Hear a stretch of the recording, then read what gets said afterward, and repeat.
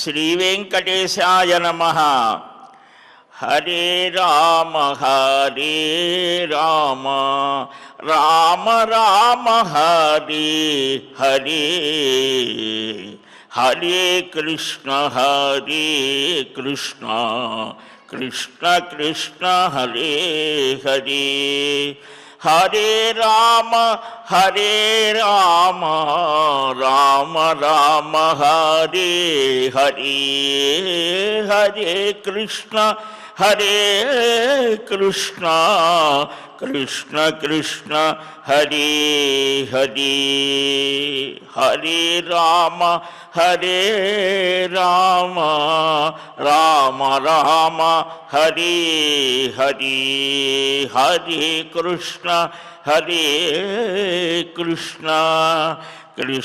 కృష్ణ హరే హరే. శుక్లాంబరధరం విష్ణుం శశివర్ణం చతుర్భుజం ప్రసన్నవదనం ధ్యాయేత్ సర్వవిఘ్నోపశాంతయే. యస్యద్విరదవక్త్రాద్యాః పారిషద్యాః పరస్యతం విఘ్నం నిఘ్నంతి సతతం విశ్వక్సేనం తమాశ్రయే. నారాయణం నమస్కృత్య నరం చైవ నరోత్తమం దేవీం సరస్వతీం వ్యాసం తతో జయముదీరయేత్.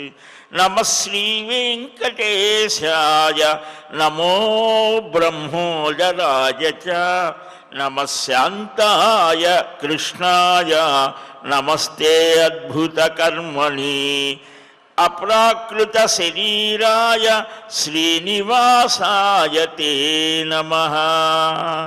అప్రాకృత శరీరాయ శ్రీనివాసాయ తే నమః. శ్రీలక్ష్మీ వల్లభారంభాం విఖనో మునిమధ్యమాం అస్మదాచార్యపర్యంతాం వందే గురుపరంపరాం. దిశంతు మే దేవ సదా త్వదీయాః దయాతరంగానుచరాః కటాక్షాః. శ్రోత్రేషు పుంసామమృతం క్షరంతీం సరస్వతీం సంశ్రిత ఆమధేనుం. అస్మత్శ్రీ గురుచరణారవిందాభ్యాం నమః. భూయః పృచ్ఛసి కిం శ్రేయః పరమార్థేన పృచ్ఛసి, శ్రేయాంసి పరమార్థాని యశేషాన్యేవ భూపతే. కృష్ణాయ వాసుదేవాయ దేవకీ నందనాయ చ, నందగోపకుమారాయ గోవిందాయ నమో నమః.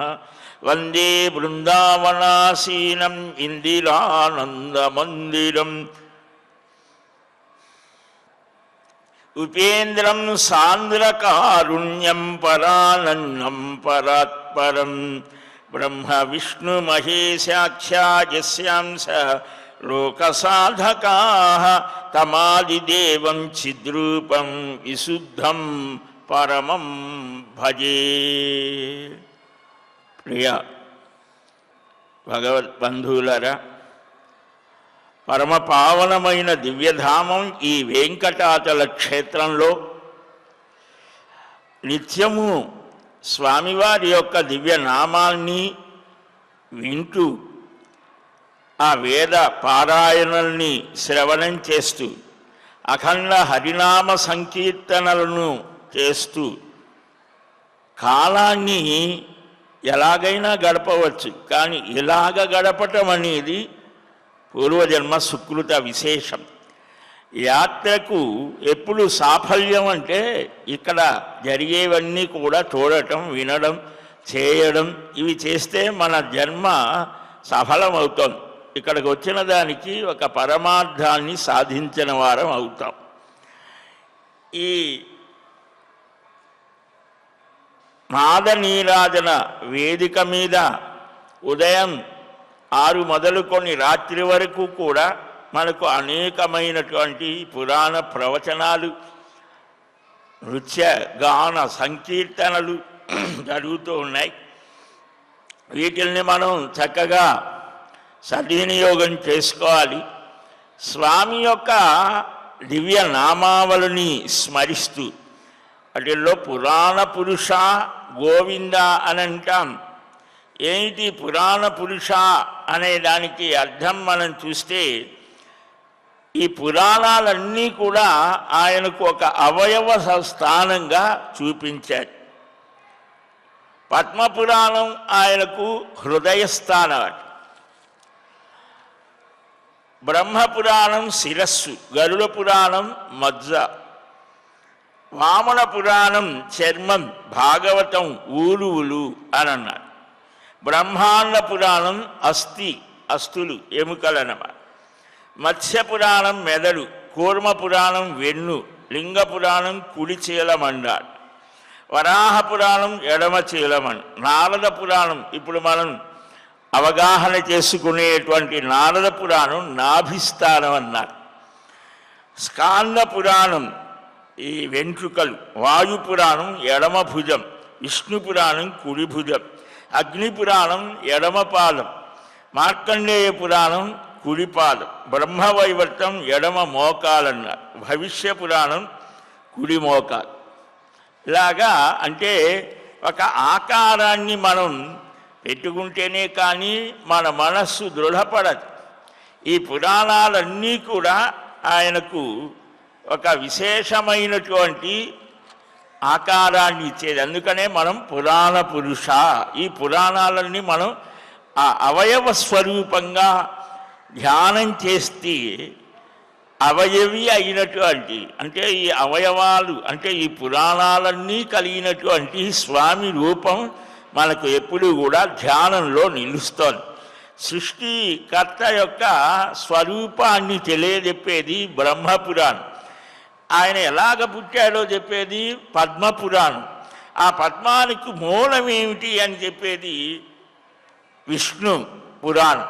ఆ విష్ణు నాభి, విష్ణు తత్వాన్ని ప్రతిపాదిస్తారు. ఆ విష్ణు నివాస స్థానం ఏది అని అంటే ఆదిశేషుణ్ణి శయ్యగా భావించి ఆధారం ఆదిశేషు. ఆ ఆదిశేషుడు వాయువు ఉచ్ఛ్వాస నిశ్వాసాలు వదులుతుంటాడు, అందుకని వాయుపురాణం. శేషుడు క్షీరసాగరంలో ఉంటాడు, భక్తుల భగవానుని విషయాలను వివరిస్తోంది కాబట్టి శ్రీమద్ భాగవతం 5వ పురాణం. ఈ పరమ భక్తుడైనటువంటి నారదుని పేరుతో నారద పురాణం. సృష్టి చక్రాన్ని నడిపే ఆ విష్ణు మాయని గురించి వివరించేది మార్కండేయ పురాణం. ఈ బ్రహ్మాండంలో నిలిచి ప్రేరణ ఇచ్చేది అగ్నితత్వం. లేకపోతే మనం కూడా శరీరం నడవదు ఈ అగ్నితత్వం లేకపోతే. అందువలన ఆ అగ్ని యొక్క స్వరూపాన్ని వివరించేది అగ్ని పురాణం. ఆ అగ్నితత్వం సూర్యుడి మీద ఆధారపడి ఉండేది కాబట్టి ఆ సూర్య మాహాత్మ్యాన్ని చెప్పేది ఆ భవిష్య పురాణం. అంటే ఒక్కొక్క పురాణం ఒక అనుస్యూతంగా క్రమంలో మనం అవగాహన చేసుకుంటే 18 పురాణాలని అవగాహన చేసుకున్నవాడు విచక్షణుడు అవుతాడు అని చెప్పాడు. అగ్నితత్వం మీద ఆధారపడినది సూర్య ఇది అని ఆ సూర్య మహత్వం భవిష్య పురాణంలో ఆ మహానుభావుడు శ్రీకృష్ణ కుమారుడు సాంబుడు శాకల ద్వీపం నుంచి సూర్యోపాసకుల్ని తెచ్చారని చాలా విశేషంగా భవిష్య పురాణం అంటే మనకేదో భవిష్యత్తును చెప్తోంది, అవి కూడా చెప్తారు. వాటితో పాటు సూర్య విశేషాలని చెప్పారు. పరబ్రహ్మ తత్వాన్ని నుండి ఈ జగత్ సృష్టి వివర్తం అంటే వికారం అంటే మార్పు పొందుతోంది. ఈ ఈ వికారానికి వివర్తానికి కొద్ది తేడా ఉన్నది. మార్పు పొందడం వికారం, మార్పు లేకపోయినా మారినట్టు కనిపించేటువంటిది వివర్తం. ఇదే బ్రహ్మవైవర్త పురాణం. దానిలో ఆ విశేషాలు సగుణ నిర్గుణ రూపాలను చెప్పేది లింగ పురాణం. ప్రాణాయామం యోగ విశేషాలు చాలా వస్తాయి దాంట్లో. తీర్థక్షేత్ర వ్రత ఈ వెంకటాచలం, అలాగనే ఆ పూరి పురుషోత్తమ క్షేత్రం, బృందావన దివ్యధామం, అయోధ్య మాహాత్మ్యం, వీటితో పాటు అనేకమైన వ్రత తీర్థ విశేషాలను చెప్పేది స్కాంద పురాణం. అవతార విశేషాలు చెప్తోంది వరాహం. వామనావతార విషయాలను చెప్పేది వామన పురాణం, కూర్మ పురాణం, కూర్మావతారం. ఇలాగా అంటే మనకు అవతారాలలో మత్స్యకూర్మ, వరాహ, నారసింహాది అవతారాల పేర్లతో కూడా ఉన్నాయన్నమాట. అలాగే మత్స్యావతారం, మత్స్యపురాణం, ఎన్నో వైజ్ఞానిక విషయాలు కూడా మనకు మత్స్యపురాణంలో వస్తాయి. ఈ భూమి, ఖగోళం, వీటి యొక్క విస్తీర్ణం, ఇవన్నీ కూడా జ్ఞానం వల్ల, ఉపాసన వల్ల జీవగతులని, మరణానంతర విషయాలను వివరించేది గరుడ పురాణం. అదొక్కడే కాదు, అది 50 అధ్యాయాలు ఎన్నో ఉన్నాయి.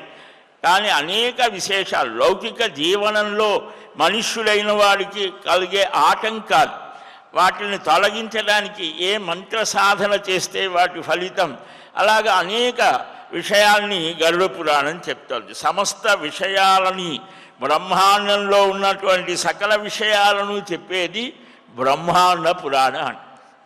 ఇలాగా మనకు ఎన్నెన్ని శ్లోకాలు ఉన్నాయి, వాటి విషయాలు కూడా మనం ఈ పురాణ వీటిల్లో క్రమంగా తెలుసుకున్నాం.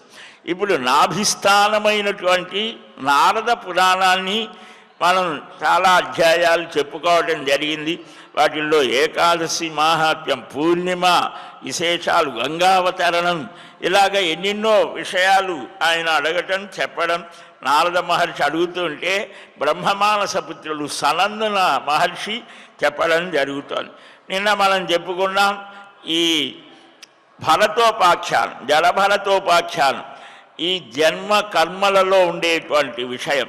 అలాగే సాంగత్య ప్రభావం వల్ల మనుష్యుడైనటువంటి వాడు పతనమవటమో, ఉత్థానం, గొప్ప స్థితికి వెళ్ళడమో, మన స్నేహితులు, మన పరిసరాలు, మన చదువులు, మన అధ్యయనాలు, అవగాహనలు ఇన్ని మనుష్యుల మీద ప్రభావాన్ని చూపిస్తాయి అనేటువంటి విషయాన్ని మనం ఈ జడభరతోపాఖ్యానం ద్వారా మనకు అన్నిటినీ ఛేదించినటువంటి ఆ భరత మహారాజు ఆ మమకారంతో, అయ్యో అనేటువంటి దయ, అది ఆధ్యాత్మికంగా ఆ ఉన్నతమైన స్థితిలోకి అది కూడా పనికిరాదు. క్రింద స్థాయిలో కావాలి, కానీ ఆ స్థాయిలో ఆ అటాచ్మెంట్ అనేటువంటిది, ఆ అనుబంధం అనేటువంటిది దేని మీదైనా సరే అది ప్రమాదాన్ని తెస్తోంది. మరలా జన్మ ఎత్తవలసి వచ్చింది. ఆ జన్మలో ఆయనకు పూర్వజన్మలో చేసిన సాధన అన్నీ వచ్చి దేనితో కలవకుండా అరతీరి జనసాంగత్యం లేకుండా ఏకాంత భావంతో నిలిచి ఆ లేడి జన్మలో కూడా సాధన ఆ స్థితిలో ఉండటం వల్ల మరుసటి జన్మలో బ్రాహ్మణ స్థితిని పొంది అవధూత స్థితిని అందుకొని రఘుగణ మహారాజుకి చక్కగా ఆ ఆత్మతత్వాన్ని బోధించేటువంటి స్థితిని, మోహాన్ని వదిలిపెట్టాలి అని నువ్వు ఏదో చాలా గొప్పగా భావిస్తున్నావే. ఈ శరీరం అంటే ఏమిటి, శరీర ధర్మాలు ఏమిటి, శరీరం కంటే భిన్నంగా మరొకటి ఏదైనా ఉన్నదా ఆలోచించావా? ఈ ఆత్మధర్మాలు ఏమిటి, వీటిని గురించి కూడా చెప్పడం, వాటిని గురించి నిన్న మనం చెప్పుకోవడం జరిగింది. కనుక ఈ నా మోహాన్ని నశించడానికి నాకు హితాన్ని చెప్పు అని అన్నారు. అంటే మళ్ళా ఏమిటయా, శ్రేయస్సుని పరమార్థంగా భావిస్తున్నావు. నిన్న మనం చెప్పుకున్నాం, మనుష్యుడికి 2 రకాలు. ప్రియమైనటువంటిది పొందాలి అనే ఆకాంక్ష ఉంటుంది. అది వారి వారి అవస్థల్ని బట్టి మారుతూ ఉంటుంది. ఆ ప్రియం కూడా ఒకటే ఉండదు. ఏమిటి అంటే పరమార్థంగా శ్రేయస్సులు, దేవతారాధన చేసి ధన సంపదని కోరడం, పుత్రుల్ని కోరటం, రాజ్యాన్ని కోరడం, అవి వారి దృష్టిలో, కొందరి దృష్టిలో అవే శ్రేయస్సులు. బాగా చదవటం, వాడు చదివేటప్పుడు వాడికి అది శ్రేయస్సు. చదువు అయిపోయింది, ఉద్యోగాన్ని సంపాదించడం వాడికి శ్రేయస్సు. అలాగా ఇలాగ ఉద్యోగం అయిపోయింది, ఉద్యోగం వచ్చింది, వివాహం ఇలాగా వాడి వాడి అవస్థని బట్టి శ్రేయస్సులు మారుతుంది, వాడు కోరుకునేటువంటిది. అదే పరమార్థం కాదు కదా. వివేకం కలిగిన వారికి మాత్రం పరమాత్మతో సంయోగమే అది శ్రేయస్సు. శ్రేయ ప్రధానంచ ఫలే తదేవానాభిసంహితే ఆత్మాధ్యేయ సదా భూప యోగయుక్తైస్తథా పరైః కర్మ యజ్ఞాదికం శ్రేయస్ స్వర్లోక ఫలదాయి. యత్ అంటే ఇలాగా కొన్ని వందల వేల శ్రేయస్సులు ఉన్నాయి. కానీ యోగయుక్తులైనటువంటి వారు ఏది శ్రేయస్సు అనుకుంటారు? ప్రేయస్సు అంటే ప్రియమైనది, శ్రేయస్సు అంటే శాశ్వతమైనటువంటి స్థిరమైనటువంటి స్థితిని ఇచ్చేటువంటిది. మనకు శాశ్వతమైనది కావాలా, తాత్కాలికమైనటువంటిది కావాలా? ఎవరికి వాడు నిర్ణయించుకోవాలి. కానీ ఇక్కడ ఏం చెప్పారు? వివేకం కలిగిన వారికి, అంటే మనుష్యుడికి ఉండే ప్రజ్ఞ, వివేకము విశేషమైనటువంటి స్థితి, విజ్ఞానాది వికాసాలని పొందాలి. కాబట్టి ఇలాంటి వాడు ఏం చేయాలి? ఆత్మధ్యానం చేయాలి. మనం చెప్పుకున్నాం ఇతరమైన అశ్వమేధ పర్వంలో కృష్ణ భగవానుడు అనుగీతల్లో అర్జునుడికి ఏం బోధించాడు? మనం భారత రామాయణ భారత భాగవతాలు ఆ మూడింటిని సరిగ్గా మనం అర్థం చేసుకోగలిగితే మానవ జీవిత పరమార్థం తెలుస్తోంది. దానికి విస్తారమైనటువంటి ప్రక్రియలో చెప్పినవే 18 పురాణాలు. ఈ 18 పురాణాలు కూడా చూస్తే ఈ 3 ఇంకా బాగా అర్థం అవుతాయి. మాకంత అవకాశం లేదు అని అంటారా? కనీసం ఆ మూడింటినైనా యథాయోగ్యంగా మనం అధ్యయనం చేస్తే సరైన రీతిలో. అలా కాకపోతే రామాయణం విషంగా కనిపిస్తుంది. కొందరికి కనిపించింది కదా పాపం, వాళ్ళు మనం ఏం చేయలేదు. అలాగనే మహాభారతం కూడా ఎగుడు దిగుడుగా కనిపిస్తోంది. దుర్యోధనుడు చాలా మంచివాడుగా, ధర్మరాజు మెత్తని పులిగా, లేకపోతే ధర్మరాజు అవకాశవాదిగా రాసిన వాళ్ళు ఉన్నారు.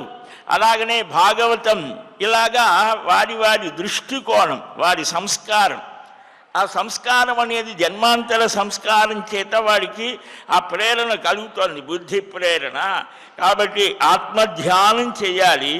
ఆత్మధ్యానమే నిజమైన శ్రేయస్సు. పరమాత్మతో తాదాత్మ్యాన్ని పొందటమే ఆత్యంతికమైనటువంటి చిట్ట చివరి గమ్యం. అదే మనుష్యుడికి.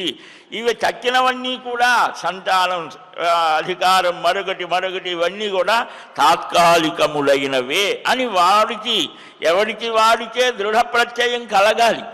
అలా కాకపోతే కేవలం ఆ అధ్యయనమైనా చేస్తూ ఉంటే అది మనస్సుకి పట్టడం కోసమే శ్రవణ మనన నిధిధ్యాసనలు చెప్పారు. బాగా వినాలట. శ్రవణ మంగళం శ్రీమదాతతం. వినగాల్నే నీవు శుభాన్ని కలిగిస్తావయ్యా గోపికలు అంటారు భాగవతంలో. వినగా ఆ భగవత్కథా శ్రవణం చేయగా ఒక చిత్త సంస్కారం మనలో కలుగుతోంది. అందుకని ప్రతిరోజు కూడా కృష్ణదేవరాయలు 1 గంట పురాణ శ్రవణం చేసేవారు. రాయల వాచకంలో చూడండి తెలుస్తోంది. మన మహారాజుల యొక్క దినచర్యలో యజ్ఞ దాన తపస్సులు, ప్రతిరోజు దానాలు చేసేవారు. అందుకని దాన శాసనాలు మనకు 1000 శాసనాలు పైగా ఉన్నాయి. మనకు శ్రీవారి ఆలయంలో మనం చూస్తాం. తెలుగు, తమిళం, సంస్కృతం, అన్ని భాషల్లో, హిందీ. ఈ రాజులు ఈ గ్రహణాల సమయంలో రకరకాలైన ఆ కాల స్థితిలో వచ్చి ఇక్కడ దాన ధర్మాలు చేసినట్లుగా అనేక మంది రాజులే కాదు సామాన్యులు కూడా చేసిన, అంటే ఎవరికి దానం చేశారు? పరమాత్మకు మనం ఇవ్వటమేమిటి అని కూడా వారు ఏం చేశారు అంటే, ఎవరైతే దీన్ని చక్కగా రక్షించి సద్వినియోగం చేస్తారో, మేమేదో ఇస్తున్నామనే భావనతో చేయటం లేదు. వీటిని జాగ్రత్తగా రక్షణ చేసి సద్వినియోగం చేసేవాడికే ఈ ఫలం అని కూడా శాసనాలు రాశారు. ఆచంద్రతారార్కం ఎంతటి గొప్ప భావన చూడండి. కాబట్టి పరమశ్రేయస్సేది ఇది తెలుసుకోవాలి. నా మాట వినవయ్యా. నిజంగా ధనమే పరమార్థమైతే ధనాన్ని ఎందుకు వదిలిపెడుతున్నారు? మొన్న మనం చూసాం కదా, 5-6 రోజుల క్రితం తల్లిదండ్రులు, కుమారుడు కుమార్తె కూడా ఏ సంప్రదాయమైనా సరే వదిలిపెట్టేసి కొన్ని కోట్ల ఆస్తిని గుండు కొట్టించుకొని సన్యసించారు. వారిని చూసి తల్లిదండ్రులు కూడా, అంటే ఊరికినే అలాగా తాత్కాలిక ఉద్వేగం కాదు, దాని వెనుక ఎంతో ప్రయత్నం, సాధన అన్నీ ఉన్నాయి, వదిలిపెట్టేశారు. కేవలం ధనమే ఈ ప్రపంచం అంతా దానికోసమే వెంపర్లాడుతుంటే మరి దాన్ని వదిలిపెట్టేసి వెళ్ళారు అని అంటే ఆ లోపల అంతరంగంలో ఆ వైరాగ్య భావన ఎన్నో జన్మాంతర సుకృత విశేష ఫలం. కాబట్టి ఇది కాదు, కామఫల ప్రాప్తి కోసం, అంటే ఏ కోరిక కావాలి అనుకుంటే ఆ ఫలం కోసం అనేక రకాలుగా వ్యయం చేస్తున్నాడు. కుమారుడైతే కుమారుడు కోసం పుత్రకామ ఇష్టి అని ఏదో ఇంకేదో ముడుపులు కట్టడం, నా నిలువు దోపిడీ చేయడం, ఏవేవో చేస్తూ ఉన్నారు. సంతానం వివాహం కాకపోతే వివాహం కాలేదు, వివాహం అయింది సంతానం లేదండి, సంతానం కలిగింది వాడు సరిగ్గా మాట వింటలేదండి. ఏమే అది అంటే ప్రతిదీ కూడా ఈ లోకంలో విచారణ చేస్తే బాధని కలిగించేదే. బాధలన్నీ బోధలుగా తీసుకోమన్నా అంటే ఈ మనస్సు ఒక్కసారిగా అది శమించదు. ఆ సంస్కారాల వల్ల ప్రలోభ పెడుతూ ఉంటుంది, ఇది చేస్తే బాగుంటుంది, అది చేస్తే బాగుంటుంది.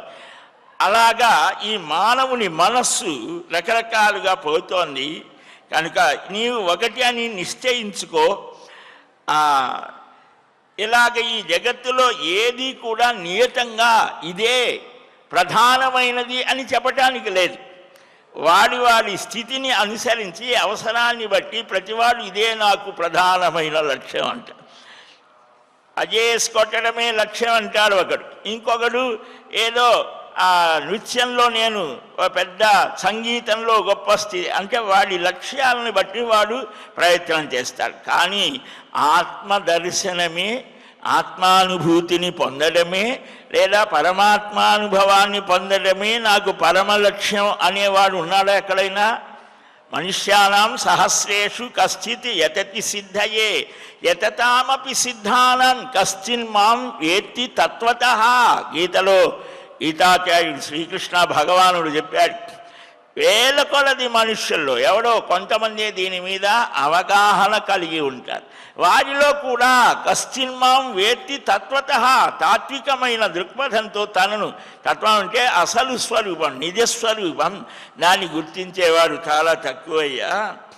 కాబట్టి ఈ కర్మ పరమార్థమా, ముక్తికి సాధనం అదే అయితే అది పరమార్థం సాధనం కాదు, ఆత్మధ్యానమే. ఇతరులు భేదాన్ని కల్పిస్తారు, కానీ ఇక్కడ భేదం లేదు, అభేద దర్శనం అని. పరమార్థం అనేటువంటి దానికి అంటే చివరి గమ్యం అసారభూతమైనది అది ఏమిటి అనేటువంటిది ఆత్మతో కలవడమే, ఆత్మ యొక్క స్వరూప స్థితిని పొందడమే, అదే సకల శ్రేయస్సులకు ప్రధానమైనటువంటిది అని వ్యాపకుడు, సముడు, శుద్ధుడు, నిర్గుణుడు, ప్రకృతి కంటే పరుడు, జన్మ వృద్ధి రహితుడు, సర్వగతుడు అయినటువంటి ఆ పరమాత్మ తత్వాన్ని గ్రహించడమే. ఇతర దేహాలలో ఉన్న తన దేహంలో ఉన్నటువంటిది ఏదైతే ఉన్నదో అన్ని దేహాలలో ఉండేటువంటి ఆ ఆత్మస్వరూపం ఒక్కటే అని గుర్తించినటువంటి వాడు సర్వగతుడైనటువంటి వాడిగా, ఆత్మయే విభువు, ఆత్మయోగం కలది కాది, అది యుక్తం కాదు, యుక్తం కాబోదు అంటే పరస్పర విరుద్ధమైనవన్నీ కూడా అక్కడే సమన్వయమవుతాయి అని వేణుగానం చేస్తూ ఉంటారు. ఆ వేణువు యొక్క అన్ని రంధ్రములు ఒకే విధంగానే ఉంటాయి, కానీ ఆ పూరణ, వాయు పూరణ చేస్తే ఏమవుతోంది? ఈ షడ్జము, మందరము, సంగీతం పాడేవారు అంటూ ఉంటారు కదా, ఆయా స్థానములు తార, మధ్యమ, ఆయా ఇవన్నీ కూడా ఒకటే వాయువు, కానీ దాని యొక్క స్థితిని బట్టి మారుతూ ఉంటాయి. కానీ వాయువు అనేది ఒక్కటే. ఈ స్వరభేదం ఎక్కడా వారి స్థితిని బట్టి. అలాగనే భిన్నమైన దేహాదులు ఉన్న ఆత్మ సమానాకారం కలిగినటువంటిదే. రూపభేదం అనేది బాహ్య కర్మ ప్రవృత్తుల చేత ఏర్పడింది అని, ఇది ఆచరణలో సమానమే అని ఈ విషయంలో పూర్వకాలంలో రుభువు అనేటువంటి మహానుభావుడు, నిదాఘుడు అనేటువంటి ఆ శిష్యుడికి వారిద్దరి మధ్య జరిగినటువంటి సన్నివేశం ఇతర పురాణాల్లో కూడా వస్తుంది. మనం చెప్పుకున్నాం, శరీర ధర్మాలు ఏమిటి, ఆత్మ యొక్క లక్షణాలు ఏమిటి, ప్రాణధర్మాలు, మనోధర్మాలు, ఆకలి, దప్పిక, అవి ప్రాణధర్మాలని, శోకము, మోహము అనేటువంటిది మనోధర్మాలని, జననము, మరణము శరీర ధర్మాలు, ఇవి షడూర్ములు అని అంటారు. ఇవి ఈ శరీరం పాంచభౌతికం అని చెప్పుకున్నాం. ఎలాగ ఏర్పడింది? భూమి, నీరు, నిప్పు, గాలి, ఆకాశం, ఇవి పంచభూతాలు, వీటికి తన్మాత్రలు అని ఉన్నాయి. భూమి గంధ లక్షణం, గంధగుణం కలిగి ఉంటుంది. నీరు అనేది ద్రవీభూతమైనటువంటి రసలక్షణం కలిగి ఉంటుంది. తేజస్సు రూపాన్ని చూపిస్తోంది. వాయువు స్పర్శ లక్షణం కలిగి ఉంటుంది. ఆకాశం శబ్దగుణకం. ఆకాశం అని అంటే అవకాశం. ఇక్కడ కూడా ఉన్నది ఆకాశం అంటే అక్కడెక్కడో కాదు, ఇక్కడ ఉన్నది అని ఎలా చెప్తావయ్యా? శబ్దం రావటమే ఆకాశం యొక్క లక్షణం. ఈ పంచమహాభూతముల యొక్క సత్వాంశముల నుండి సూక్ష్మాంశములైన జ్ఞానేంద్రియాలు ఏర్పడ్డాయి. కన్ను, ముక్కు, చెవి, నాలుక, చర్మం ఇవి. ఈ భూమి యొక్క అంశతో ముక్కు అనేది వాసనని గ్రహిస్తోంది. అలాగనే ఈ జలాంశతో నాలుక రసనేంద్రియం వీటిని స్పృశిస్తోంది. తేజోంశతో ఏర్పడినవి నేత్రాలు, అవి బయట రూపాలని గ్రహించి లోపలకు చేరవేస్తూ ఉంటుంది. అలాగనే వాయువు యొక్క సూక్ష్మాంశమే చర్మము, అది స్పర్శని తెలియజేస్తుంది. గాలి బాగా వీస్తోందండి, చల్లగా ఉంది, ఒంటికి తగులుతోంది, హాయిగా ఉన్నది అని ఎలా చెప్తున్నాం అంటే స్పర్శ జ్ఞానం దానివల్ల, చర్మం వల్ల. ఈ విధంగా ఆకాశం సూక్ష్మాంశమైనటువంటి చెవి ఆ శబ్దాలను గ్రహించి మనకు అందిస్తోంది. ఈ విధంగా పంచభూతాలు తన్మాత్రలు అని అంటారు. వీటితో జ్ఞానేంద్రియాలతో ఈ పాంచభౌతికమైనటువంటి స్థితులను మనం అనుభవిస్తూ ఉంటాం. మనిషి అంతేకాదు, ఇతర ప్రాణులు కూడా అంతే. కొన్ని ఇంద్రియాలు పనిచేస్తాయి, వాటికి కొన్నిటికి పని చేయవు. సర్పం ఉన్నది, వాటికి కొన్నే అవి పనిచేసేటువంటి. ఇలాగా ఆ జంతుజాలములకు 1-2 ఇంద్రియాలే అన్ని ఇంద్రియాల పనులు చేస్తాయి. మనిషికి అలా కాదు, స్పెషల్. దానికి కళ్ళు చూస్తాయి, చెవి వింటోంది. ఇలాగ ఒకటి పని చేయకపోయినా దాని శక్తి ఇంకొక దాని యందు ఉండి వీరికి అమితమైన శక్తిని కలిగిస్తుంది. అందుకనే అంధులు ఆ కన్ను కనిపించకపోయినా ఆ స్పర్శ ద్వారా వాడు గ్రహిస్తాడు. అలాగే ఆ చెవులు పనిచేయకపోతే వాడికి ఆసక్తి వేరొక రూపంలో వ్యక్తమవుతోంది. కనుక ఇలాగా ఈ భూమి నుంచి, ఆకాశం నుంచి భూమి వరకు కూడా సూక్ష్మమైనటువంటి స్థితి స్థూలంలోకి వ్యక్తమవుతోంది. ఇలాగా ఈ పంచభూతాల యొక్క స్థితిని మనం చక్కగా అవగాహన చేసుకోవాలి. పంచీకరణ ప్రక్రియ అని వేదాంతులు కూడా చెప్తారు. త్రివృత్కరణం అంటారు. ఇవి మన కోసమే. మన శరీరం ఏమిటి, మన మనస్సు ఏమిటి, మన బుద్ధి ఏమిటి, మనల్ని ప్రభావితం చేసేవేమిటి, ఈ కన్ను జ్ఞానేంద్రియాల యొక్క స్థితి ఏమిటి, ఇది మన కోసమే. మన అసలు రూపం తెలుసుకోవాలి అనంటే వీటిని గురించినటువంటి ప్రాథమిక పరిజ్ఞానం. ఇదేదో మహత్తరమైన విజ్ఞానం కాదు, ప్రాథమికమైనటువంటిది. ఈ మనస్సు అనేటువంటిది మనం పదే పదే చెప్పుకుంటున్నాం. ఈ మనస్సు అనేటువంటిది దాని పుట్టుక స్థానం ఏది అంటే హృదయం. అక్కడే ఆత్మ తేజస్సు నిక్షిప్తమై ఉంటుంది. హృది అంటే హృదయం, అయం అంటే నేను అనే స్ఫురణ ఉంటుంది కాబట్టి దానికి హృదయం అన్నారు. గుండె వేరు, ఈ పక్క ఉండేటువంటిది ఎడమ ప్రక్క ఉంటే అది మనకు డాక్టర్స్ చెప్పే ఆ గుండె. ఈ ఆధ్యాత్మికవేత్తలు, యోగులు చెప్పేటువంటిది కుడివైపున ఉంటుంది ఆ హృదయం, అదే ఆత్మ యొక్క స్థితి అంటారు. అట్టి ఆత్మ తేజస్సు నుంచి ఒక రశ్మి, ఒక కాంతి, ఒక కిరణం సుషుమ్నానాడి ద్వారా శీర్షస్థానం చేరి అది మనస్సుగా అవుతోంది. అది విజృంభించే చోటు శిరస్సు, జ్ఞానేంద్రియ స్థానం. తిరిగి తన ఉత్పత్తి స్థానానికి అంటే హృదయ స్థానం చేరితేనే మనస్సు స్వస్థత పడుతుంది. కాబట్టి మనస్సు యొక్క ఉత్పత్తి స్థానం హృదయం, విజృంభించే స్థానం శిరస్సు. ఇది మనం గ్రహించాలి. అలాగనే మనకు కర్మావశ్యమైనటువంటివి శరీరాలను చెప్పుకున్నాం, చాలాసార్లు చెప్పుకున్నాం, వినే ఉంటారు. ఈ త్రివిధ కర్మలు సంచితం, ప్రారబ్ధం, ఆగామి. జీవుడు ప్రతి జన్మలో ఆర్జించినటువంటి, నిల్వ చేసుకున్నటువంటి పుణ్య పాప కర్మల సమూహానికి సంచితం, సంచిలో వేసుకున్నట్టు వేస్తూ ఉంటారు. ప్రారబ్ధం, సంచితంలో కొంత భాగం అంటే ప్రస్తుత జన్మకు 7 జన్మలకు ముందు ఉన్నటువంటి ఆ కర్మలో ప్రస్తుత శరీరానికి అనుభవించడానికి వచ్చేటువంటిది ప్రాక్ ఆరబ్ధ. మనం పుట్టడానికి ముందే ఆ కర్మ యోగ్యమైన అనుభవించడానికి యోగ్యమైన శరీరాన్ని కల్పిస్తుంది. ఆగామి ఈ జీవుడు తాను ధరించిన శరీరం ద్వారా కర్తృత్వ బుద్ధితో తాదాత్మ్యాన్ని పొంది మనం శరీరంతో నేను చేస్తున్నాను, నేను వింటున్నాను, నేను తింటున్నాను అని మనం వేలు చూపిస్తూ ఉంటాం. ఈ వేలు అనేది తర్జని, అందుకనే వర్జయేత్ అన్నారు. పూజలో కూడా మనం ఈ తర్జని, ఈ వేలు వదిలిపెట్టేసి పూజ చేయాలి. ఇది ఒక బొట్టు పెట్టుకోవటానికే ఉపయోగపడుతోందని కూడా పెద్దలు చెప్తారు. కాబట్టి ఈ అహంభావాన్ని సూచిస్తోంది కర్తృత్వ భావం. ఈ కర్తృత్వ భావంతో మరణ పర్యంతం కూడా మనుష్యుడు చేసేటువంటి ఈ పుణ్యపాప కర్మల సమూహం శరీరం విడవగానే సంచితంతో వెళ్ళి ఈ ఆగామి కర్మ, అంటే ఇప్పుడు మనం జన్మించిన తర్వాత ఈ క్షణం వరకు కూడా, ఈ క్షణం కాదు, మరణించడానికి ముందు వరకు కూడా మనం ఏం చేశామో, ఏం మాట్లాడామో, ఏం ఆలోచించామో ఇవన్నీ కూడా అక్కడ రికరింగ్ లాగా అయిపోతాయి.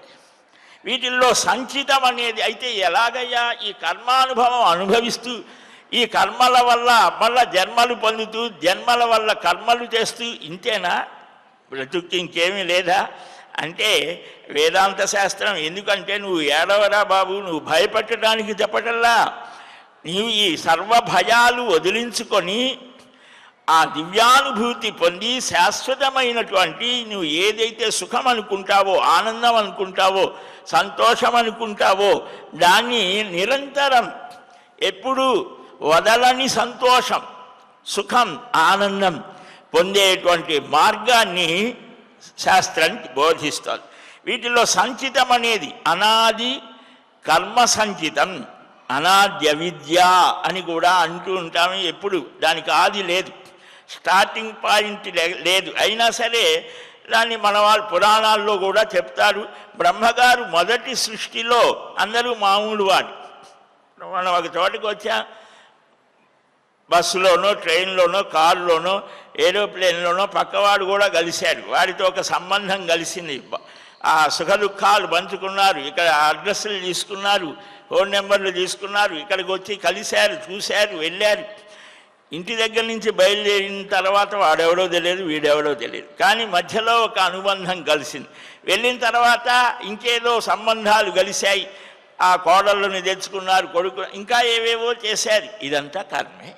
అంటే ప్రారంభంలో ఏమీ లేదు మొదటి సృష్టిలో, తర్వాత కర్మ వచ్చింది. అది అక్కడి నుంచి సర్కిల్ బయలుదేరి దీని నుంచి బయట అమ్మ పిల్లలతో ఆట ఆడుతూ ఉంటారు, దాగుడు మూతలా. ఇప్పుడు అసలు ఆటలు ఎత్తేసారు కదా, అంతా దీనిలాగా మనం పోవటం, ఒక రోబోలాగా, రోబో జీవితం. ఇప్పుడు ఆటలు లేవు, పాటలు లేవు, ఒక సృజనాత్మకమైన లలిత కళలు అందుకే పుట్టాయి.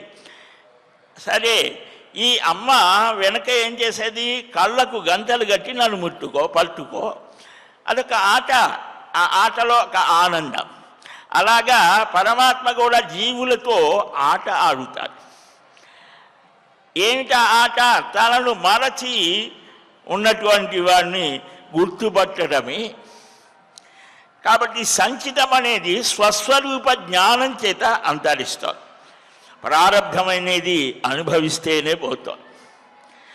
ఆగామ అనేది కర్తృత్వ రహితంగా, అంటే నిష్కామంగా చేసే కర్మ ఫలాన్ని పుట్టించదు.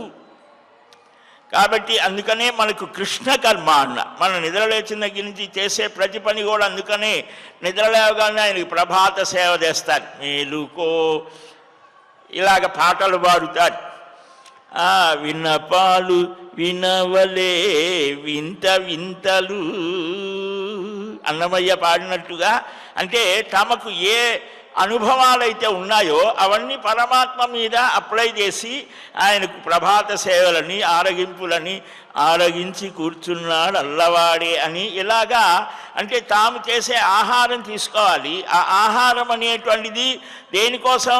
నా జిహ్వా, ఆ నా నాలుకను తృప్తిపరచడం కోసం కాదు, పరమాత్మకు నివేదన కోసం ఒళ్ళు దగ్గర పెట్టుకొని చేస్తాను. అంటే ప్రతి పని కూడా కృష్ణ కర్మ. సంతానాన్ని పొందుతాం దేనికోసం? వంశోద్ధారణ కోసం కాదయా, కృష్ణ సేవ చేయడం కోసం.